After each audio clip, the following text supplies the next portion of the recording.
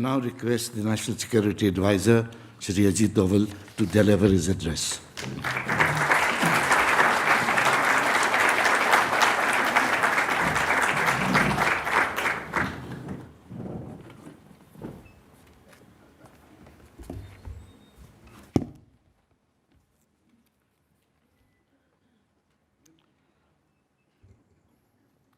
Dr. Harivansh Narayan Singh Ji, Honorable Deputy Chairman of Rajya Sabha, a very distinguished parliamentarian, scholar and author, and being a great authority on most contemporary issues with a historical perspective and a vision of a futurist.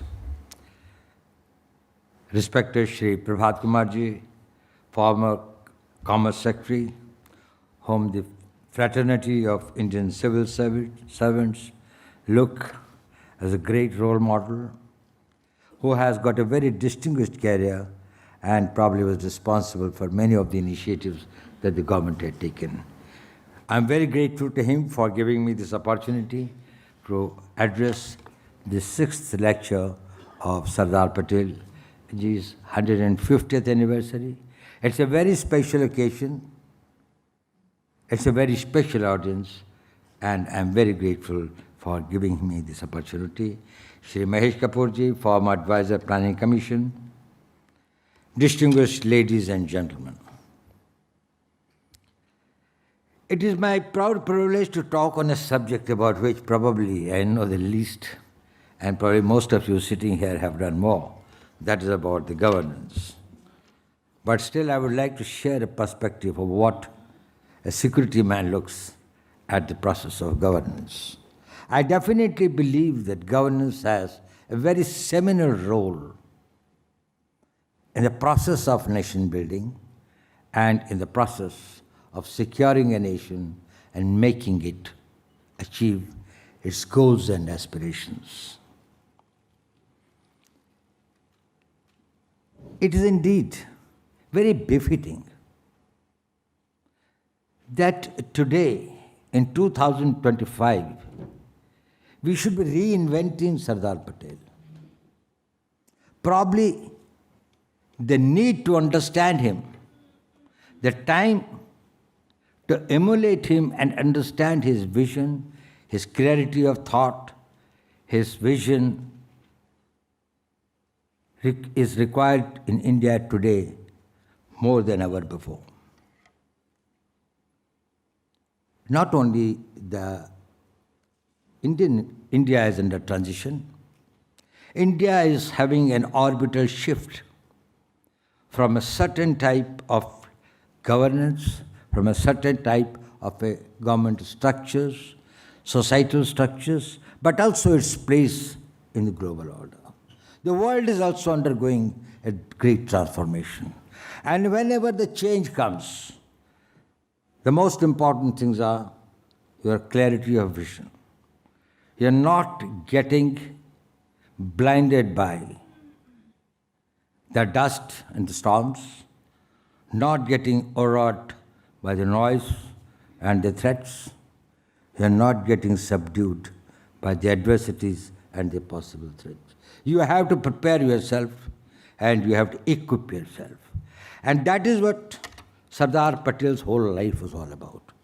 Whether it was pre-independence, where he played a very seminal role as a warrior of freedom movement, supporting Mahatma Gandhi and all his ventures, but also in a short time, in the post-independent period, that he was able not to unify the states, but to integrate India.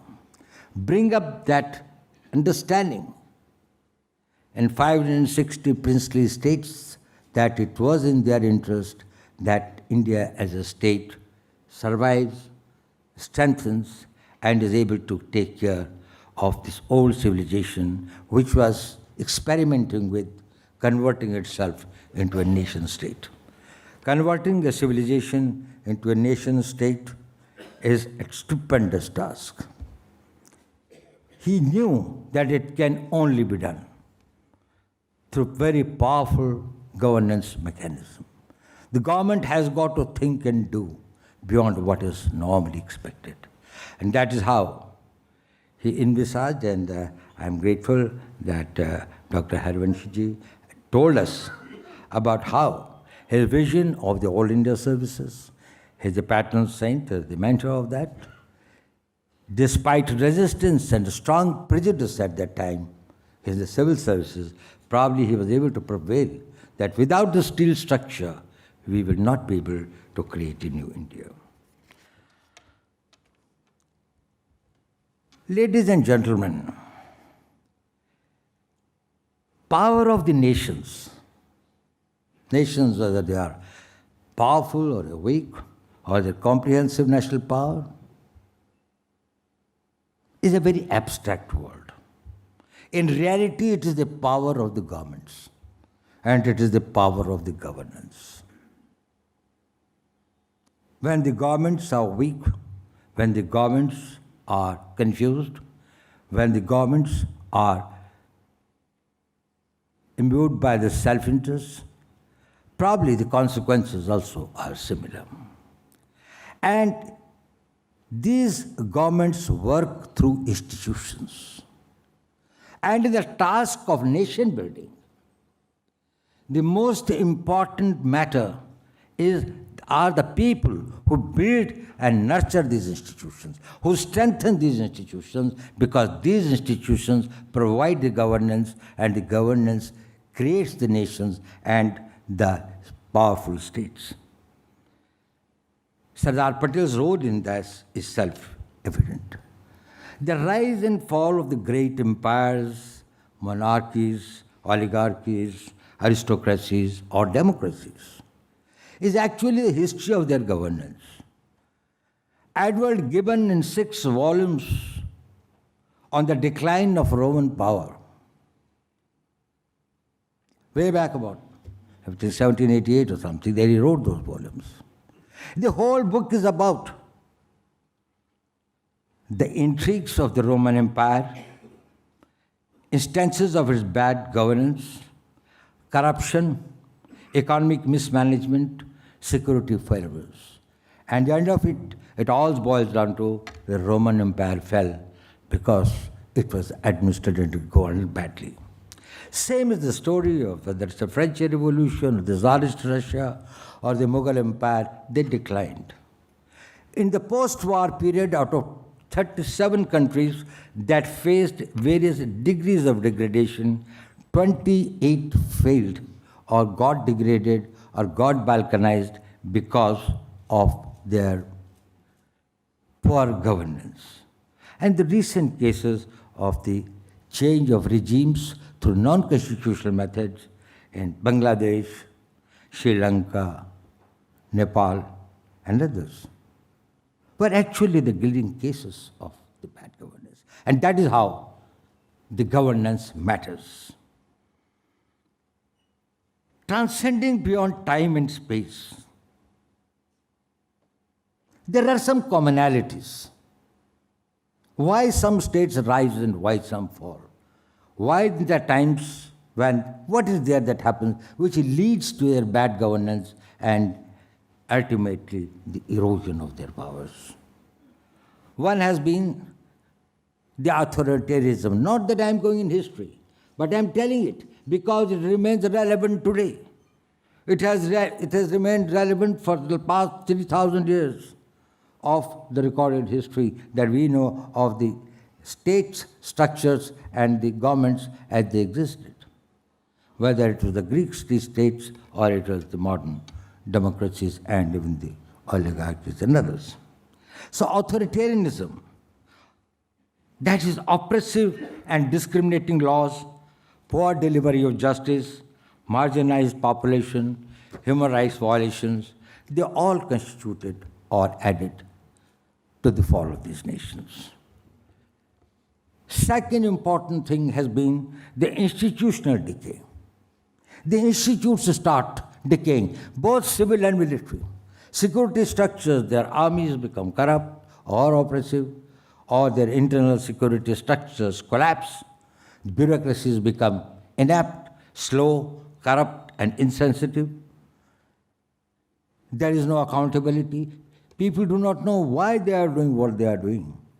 I tell you an example that once when Bismarck, before the Russia war, had visited Germany, and he went to a forest area for seeing, and he found a military man standing at a post. He asked him, "What are you here for?" He said, "I do not know, but I had been on this duty for the last 3 years. So he said, I would have to check up." And then he checked up. And then he found that his commanding officer also did not know, but he said, "My battalion has been here for the last 20 years. And this is one point that has been given to us to guard." He said, "What are you guarding against and against whom?" He says, "That I am not aware, but I can check it up and find out whether in my regiment there is some records." So he went through that, and then after long research and others, Bismarck found that about 150 years back, when Zardina had come on a horseback for a hunting, and she lost her necklace in the forest. She could not locate it there, so returned, but asked her ADC to put somebody on the guard duty and send some people tomorrow to search it. Probably some people came or did not come, but that necklace was not found. Necklace was forgotten to everyone. Nobody knows what happened to the necklace. But for 180 years, the sentry was still on the duty. This is how the decay starts, and that is when Bismarck predicted that this nation and this regime will not last. And that's what happened. Another factor is the economic failures, scarcities, the food. Actually, a large number of civilizations, because of the economic meltdown. Harappa, Mohenjo-daro, and other civilizations, now increasing evidence is coming forth that probably the essentials of survival will become scarce over there. The food, the water, the inflation, oppressive taxes, social unrest, they become the cause of the state failures. They are the old ones. They still exist. They still exist, and they continue to beleaguer the emerging societies. But the new ones have cropped up and have made the situation more complex. What are these new factors which have started impacting on the process of governance and has made the task more challenging? One is the centrality of the common man. The common man has become more aware. He has become more aspirational. He has higher expectations from the state. And the state has got a vested interest in keeping him satisfied, particularly in the democracies. In the same vein, what has happened that while democracy has proved to be one of the most effective and one of the most enduring system of governance, it has created its own problems. It leads to partisan politics. There are dividends in division. Now, division is a very strange phenomenon. If there are 100 people and I have got a following of 25, I can come to power if I can divide the rest in groups that each is smaller than 25. It is not an aspiration to make it 51, but it's an aspiration to divide the rest of the society in as many fragments as you can. And that fragmentation is something which is the danger of this thing. That comes, after all, it's a package. It comes with its good things, but we have got to guard against the possible, the negative side of it. The third is the role of money. And I'm not talking about India, I'm talking about the world over. Wherever there are these democracies, there is a money that plays a role. Now, in whatever role, if there's a legitimate role, illegitimate role, legally approved, illegally approved, whatever is that. But the fact is this, money plays a role. So, your idealism, your vision, your thought, your patriotism somehow has got to have a strong support of the money. And there is often eclipsing of national interests by the Western interest. And by the Western interest, I do not mean here purely in a very negative personal sense of being corrupt or lack of integrity. But Western interest is that your very, very localized, smaller interest in which the larger national interests become probably less important. So what do we need to counter it, to address it? Both the old ones and the new challenges that have emerged. One is, of course, that we have got to look at our entire system of laws and the rules and the procedures and the processes and make them more people-friendly by the laws and the rules and the systems which are strong but are people-friendly. Our policies and plans should meet aspirations of the people. Basic needs of the people must be addressed, and the people must be given a sense of security. It is not sufficient to say that we have taken sufficient security measures. What is equally important is that we are able to make every Indian feel that he is secure, both from forces internal and external. While we can deal with them effectively as per the laws and as per the policies of the government, but we can create the deterrence that can convince them credibly that we have got the will and we have got the strength to respond to any threats in a way and in a manner that we consider best for our national security. There is also a very special need for taking care of the deprived, the weak, the marginalized, and give them a sense of empowerment. And particularly, this thing of women is extremely important. The need for protection, the need for safety, the need for giving a sense of equality and empowerment to women is necessary for the good governance in the modern day world. And I think one of the other requirements is that it is not only the capacity of the government to have good laws, good structures, and good systems, but more importantly, an ability to implement them effectively. This is important particularly in the case of India. We find that our implementational capabilities are much short of what they need to be. And there are many reasons for that, but the fact remains that it is there. Technology is going to play a very, very important role, both in governance and in eroding the power of the state. We have got to exploit the technology that can ensure greater transparency, accountability, deliverance of service to the common man, grievance redressals, also creating awareness in the society, and concurrently, we have got to protect the civil society from threats like the cyber threats or many other threats that the technology poses. One study that has been made by an American think tank was about the role of technology in transforming the civilizations and the states and their character.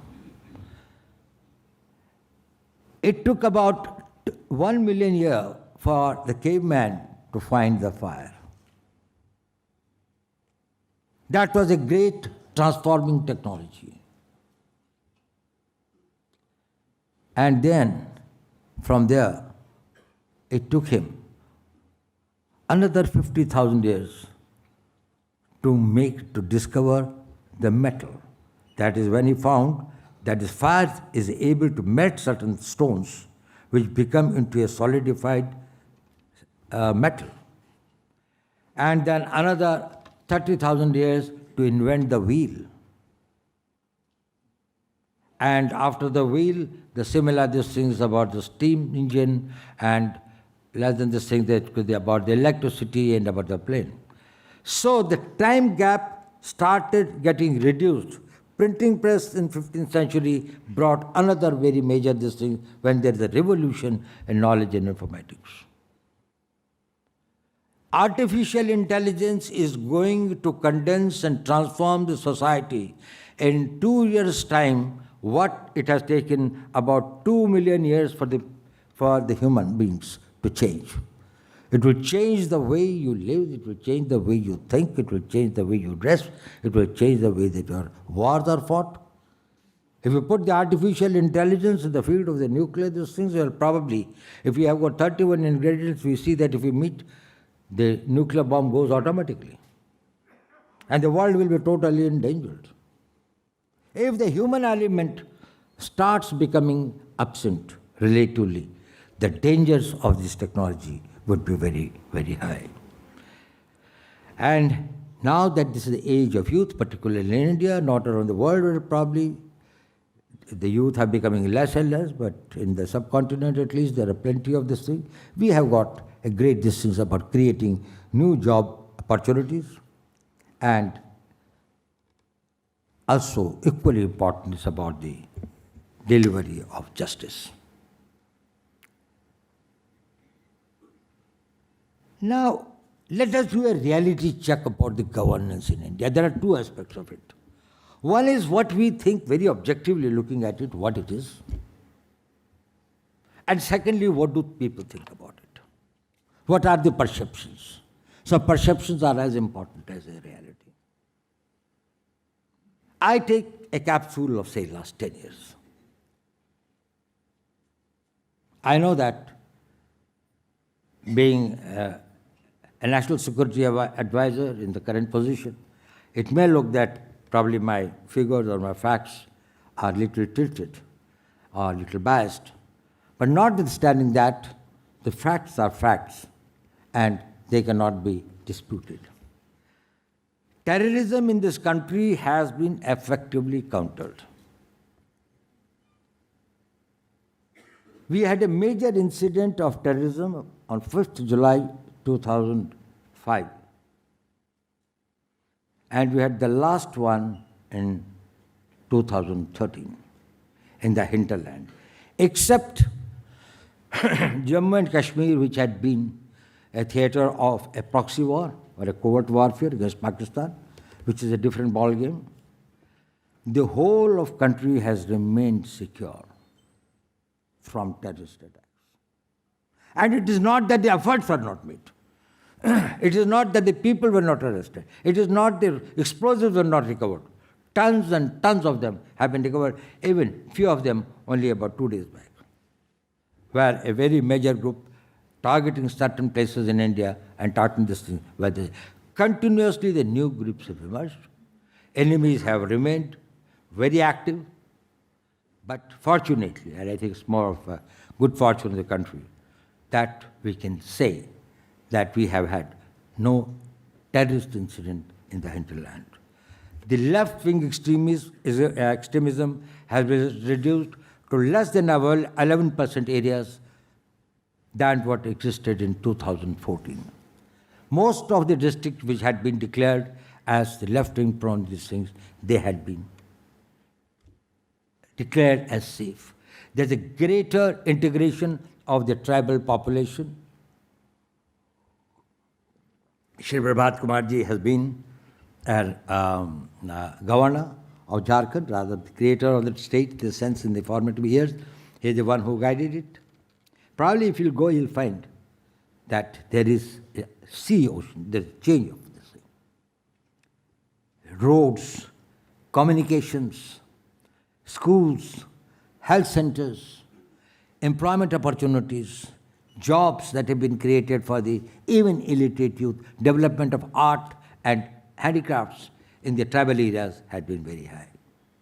Northeastern insurgency, nobody talks about it. We had a bad incident in Manipur, but that was not insurgency. That was a sectarian conflict between the Meiteis and the Kukis. Of course, not that it is pardonable, it should be something that we say it is good, but the fact remains that I am talking about as far as the insurgencies are concerned. The Northeastern insurgency, the very major groups have got. Bold and decisive counteractions have been taken against foreign and internal perpetrators of this violence. It has been ruthless, but according to law. It has been what the country should be doing to deter its enemies, and I think that deterrence has worked. There has been a fast and efficient delivery of services to people. There has been a people-centric governance, simplification of governance. There have been repealing of the archaic laws and enactments, and the new ones have been made. 1,552 obsolete laws have been repealed in the last 10 years, as against 1,300 in 60 years before that. New criminal laws for the country have been enacted, which are simpler, easier, more accountable, makes it mandatory to go for the scientific investigations, makes the forensic science examinations mandatory on another thing, and also simplifies various processes, both in substantive law and in the procedural laws. I'll give you an example. For example, say, all the police stations have been fully computerized. Data of the criminals is available on all India basis. There is a central data center of all the crimes, criminals, and the people associated with that. Throughout the city, any sub-inspector sitting in a police station can find access to the information that they want to have. Similarly, about issuance of passports, we used to have a long and cumbersome processes. The verification used to take very long time. There used to be some corruptions. Today, 25% passports are issued in 3 days, or less than that. 60% in 7 days, and more than 85% within 14 days. This has made it easier.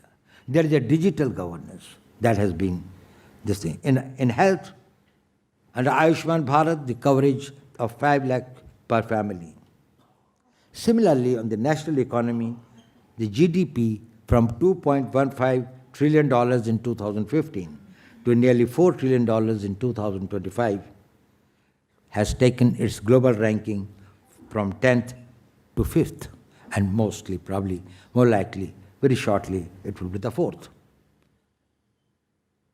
The taxation system, the goods and services taxes. We used to have chungis and the barriers and this thing, and every point was a point of corruption, every point was a point of delay, every point was a point of hardship, both to the producers and the consumers and the shopkeepers and the retailers, and today we find that it is centralized. Well, a lot of scope for improving, and changes have been made.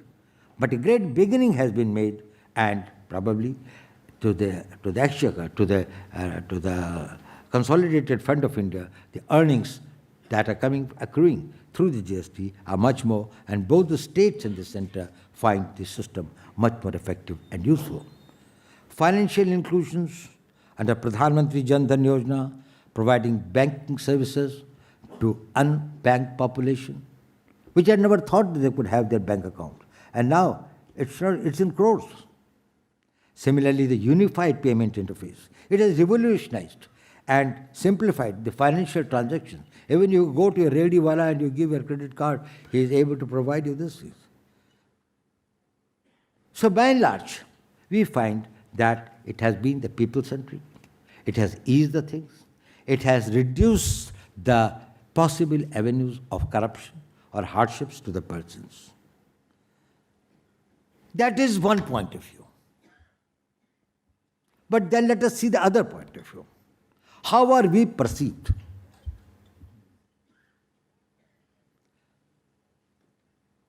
World does not necessarily perceive us as an egalitarian, inclusive democracy which provides constitutionally guaranteed fundamental rights, has got the adult franchise, has got the equal rights for everyone, irrespective of their caste, religion, gender, or any linguistic identity. We have got many liberal and pro-poor legislations.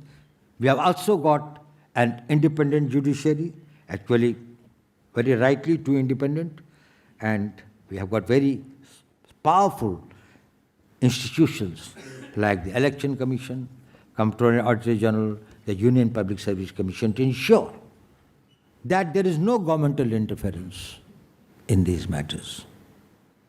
However, global perceptions and projections do not carry this image of India. Whether it's on the district, I had just got one study conducted about, let's say, last 3 months. What had been the articles, what had been the thinkings, what had been the surveys that had been conducted against India, about India. And we find that a large number of the global think tanks, some of the scholars, abetted and supported by the most of the things, the material that they get is from the Indian side, the Indian columnists, the Indian journalists, who think that the news is only, if it is something is a bad news, is the only good news. Because that's the only thing that they can say. So in corruption ranking, the global ranking, India was ranked 96th out of 180. That is, they said, the society or the government continues to be highly corrupt. They note about it that there is some truth in that we have not been able to wipe out corruption from all spheres and all stages. But we have brought about institutional changes to contain and control corruption. And probably many more are in the pipeline. In the global governance performance, which is measured about the regulatory framework and regulatory and infrastructure facilities, we are ranked 118th among 142 countries, which I think was very unfair. Even had it been so, we would not be getting so much of the foreign direct investment at the rate that we are getting. India is a very sought after destination by most of the global investors, even today.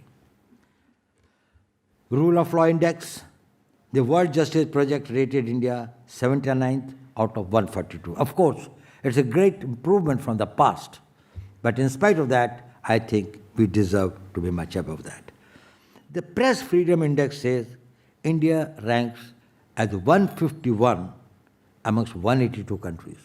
I don't know, what could be more freedom in India than the freedom of press, that they can write everything that they think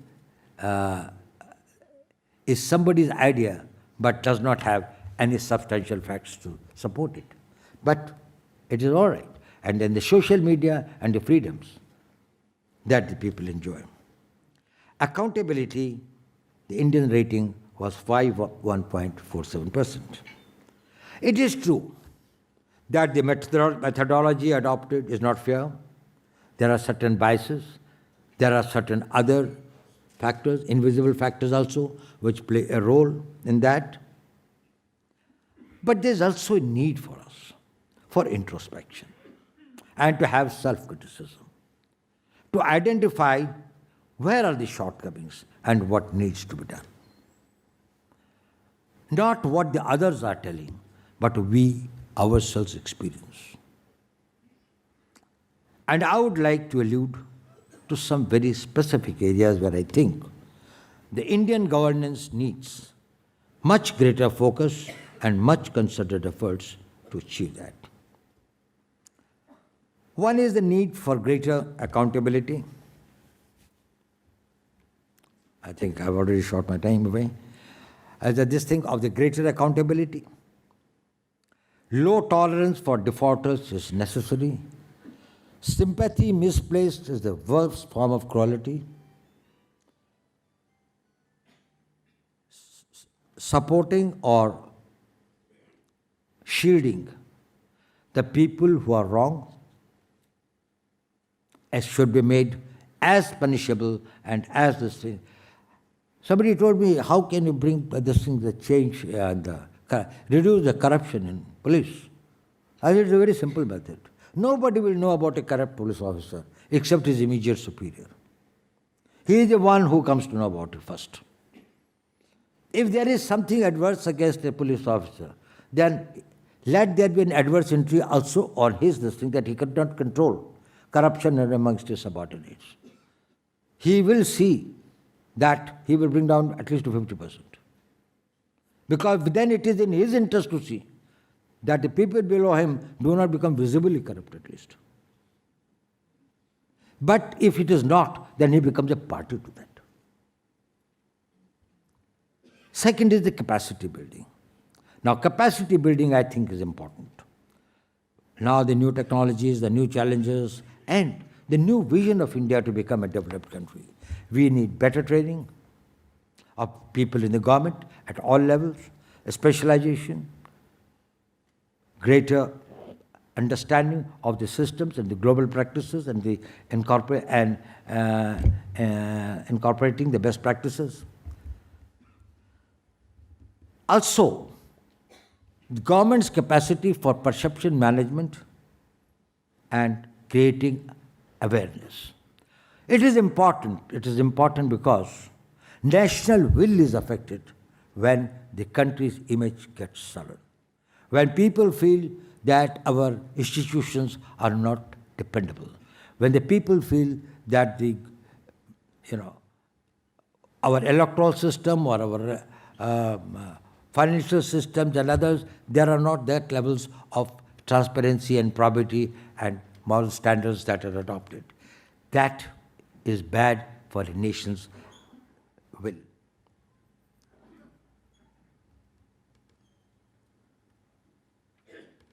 And I think one thing which is very important is that our institutions should be strengthened, but at the same time we should also ensure that the credibility of the institutions in the public eye is not eroded by disinformation, by hostile propaganda, or by vested political interests.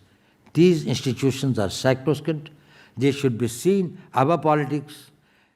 People's losing faith in these institutions, whether it is your defense forces, security forces, judiciary, electoral systems, comptroller, auditor general, etc., that will be something which will be very, very disastrous. So I think these are the areas we have to focus on. Ladies and gentlemen, we are thinking of a Viksit Bharat. We are aspiring. We are doing everything that will go for Viksit Bharat. But let me tell you that you can never have a Viksit Bharat with an archaic governance structure, with the standards of governance which do not measure up to the levels of a developed country. So we have got to train ourselves, we have to equip ourselves, we have to organize ourselves, we have to bring about a convergence in our policy making and in our program making, and also a whole of the government approach in their execution. Our executive skills and capabilities have got to be enhanced substantially. Once again, sir, I'm very grateful to you for giving me this opportunity. It had been indeed a great pleasure for me to interact with me and share some of my thoughts with you, but I can definitely tell you that the country is on the ascendancy, is doing very well, and it has got a great future, and with the efforts that every Indian is making today, every Indian who is becoming aspirational, every mother who wants a child to go to the best of schools even when it comes from a very low economic group and others, is something which is extremely boosting, morale boosting, and I'm very confident that the vision of Sardar Patel of a great India, of an integrated India, of a powerful India will be realized by this generation. Thank you very much.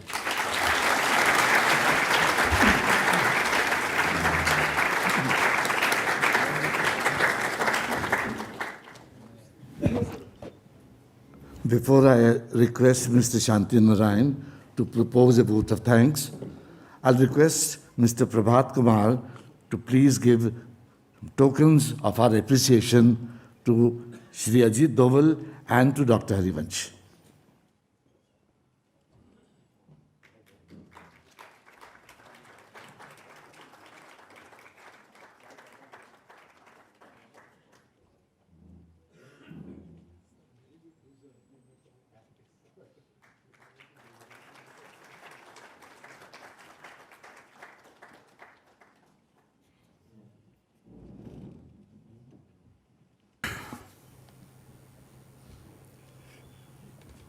The NSA has very kindly accepted to answer a couple of questions.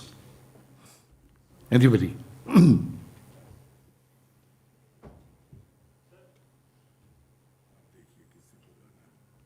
Yes, the lady here, please.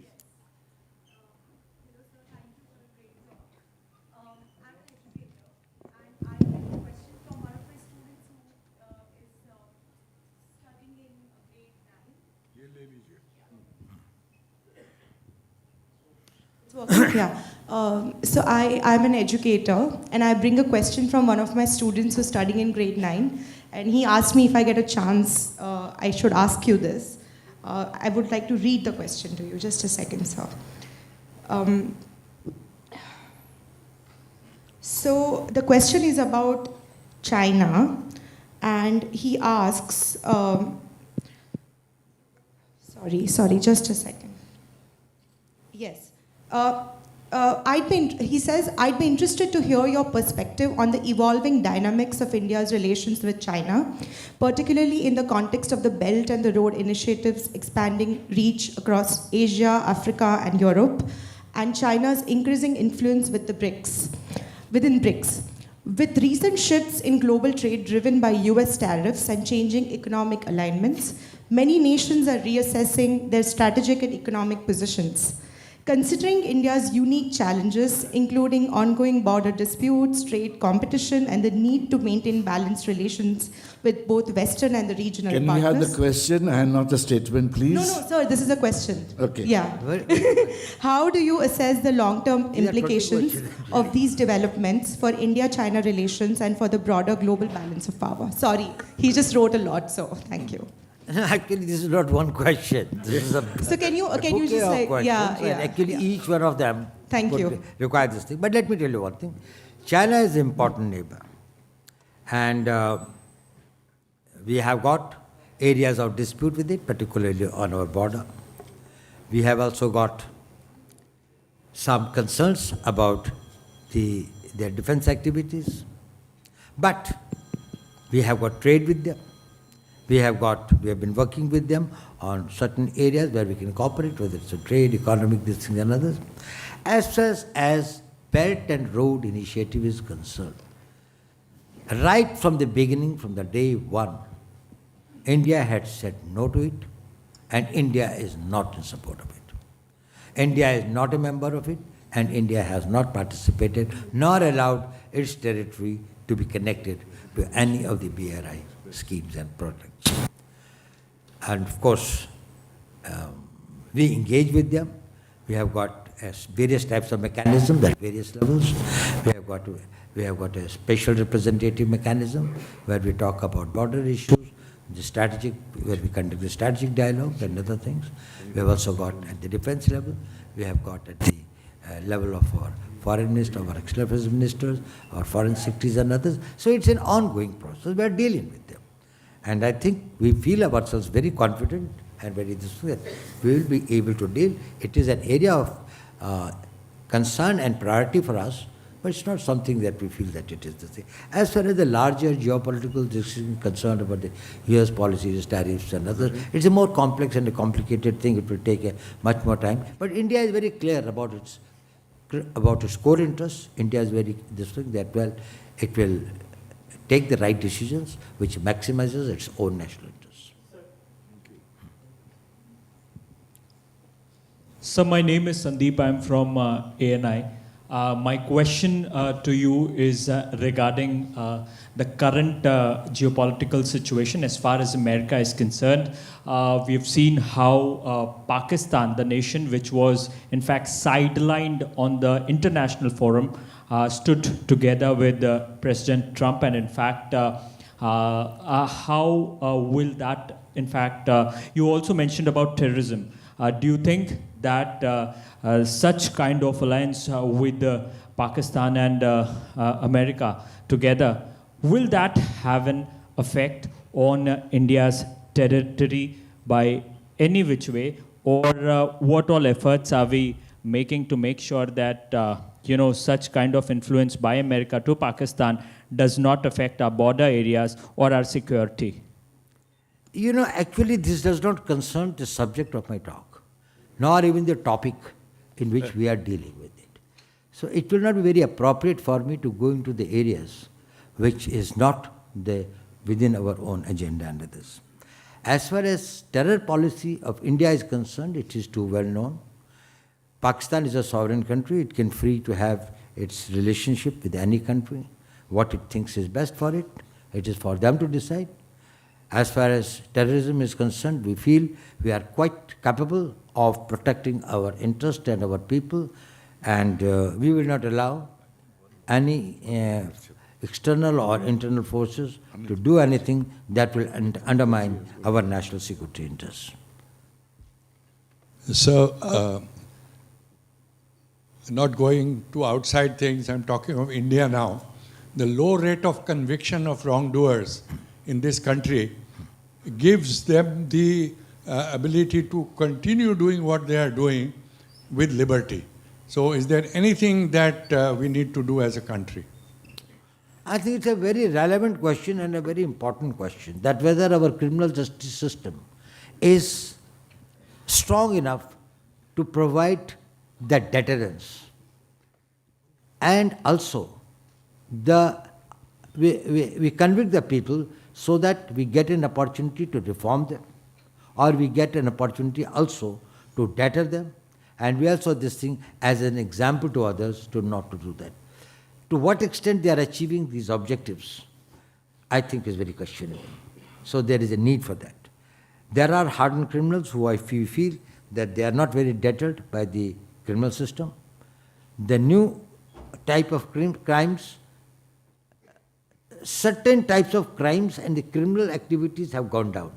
Like there was this thing of the organized criminals and the gangs, mafias, whether there was a sand mafia or there were this thing, an underworld of Bombay or this thing like that, you will find that their activities have gone down. And lot of action has been taken against them. But a new type of a criminal class is coming up, where we found it is more something which has to do with the social values. Say, crimes against women. They are not professional criminals, but at the same time, they have created a great sense of lack of safety and sense of well-being in the society. Similarly, about the convictions of the hardened criminals is becoming more and more difficult as they are resorting to more of the technological systems.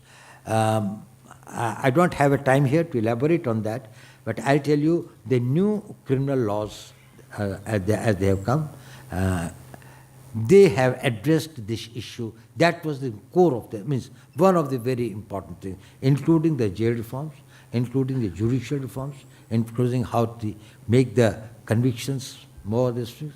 That will require better training of the police, better prosecution, better conduct of the lower judiciary, and there are many things which are being done in that direction. I think that if we review the situation after 2 years, we'll find that the situation has substantially changed. And if you have got others who are specializing on these matters, I would like them to see about this criminal administration system of this country. And again, it is still a work in the pipeline. If there are certain good suggestions that you can think of making the criminal administration system more effective, I think we'll certainly like to look into it. Sir, I'm. There's so many questions. Would you like to take more questions? Okay, I'll take the last question. Last question. Mike. Okay.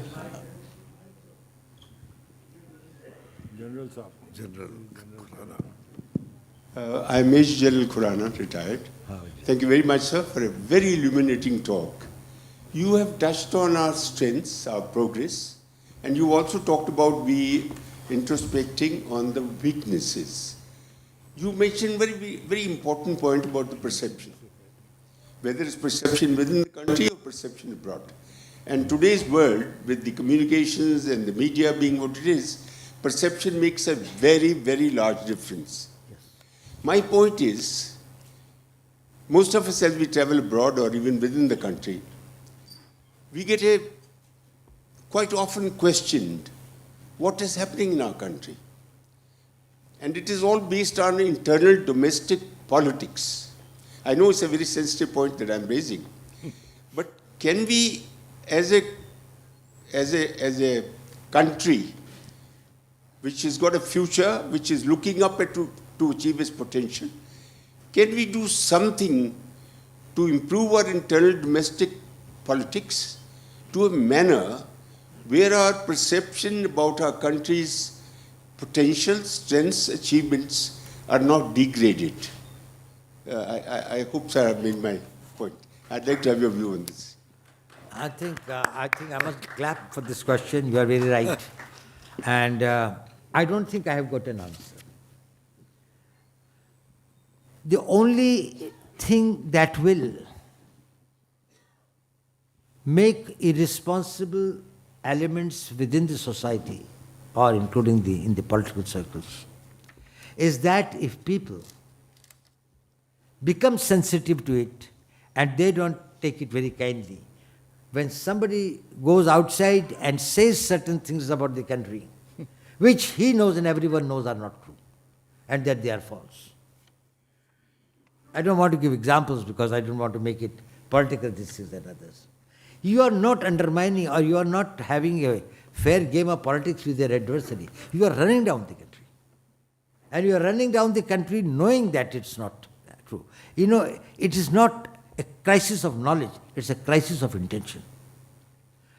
We should do everything to see that we educate our people, we inform their people, we create better these things so that about the country's achievements, country's programs, there's greater transparency in our governance. It should be done, and the government has not done it. It should continue to make efforts to see that it is done.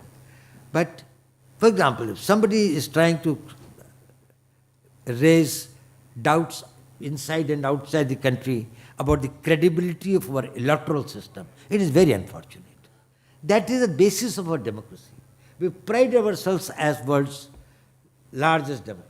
We pride ourselves in telling that is we had a continuous democracy. Amongst the developing world who got after independence, where the constitutional democracy started from the day one and has continued uninterrupted till now. Short this thing of emergency being an aberration, but still, there has been no change of government except through the ballot box. Now, it is no mean an achievement. Let us see how many examples within Asia or Africa or the other countries who are decolonized, who can claim that sort of a thing. We have had a constitution that has been amended, of course, to meet the requirements of the day, but there has been the continuity of the constitutional this thing. And we have taken our democracy right from the top to the village levels. And they are functioning village panchayat centers. They are very, very powerful institutions, and they are building up themselves. Now, if we would like to say certain things and make certain observations which undermine the credibility of this system of our governance, our democracies, our constitutional values, the core values of our constitution and others, that is very, very unfortunate.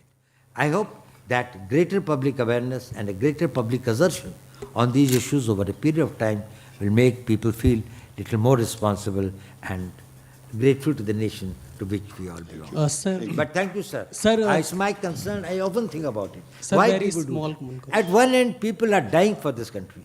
At one end, people are prepared to make any sacrifice. They are working day in and day out. You know it better as a former soldier and a person who's defended this country and others, how much of an effort and this thing goes, which is unseen, unheard, unsung, which goes into that. And somebody goes and makes a very casual sort of this thing, they tell us how many aircrafts are downed and things like that. That is very, very unfortunate. Anyway, thank you.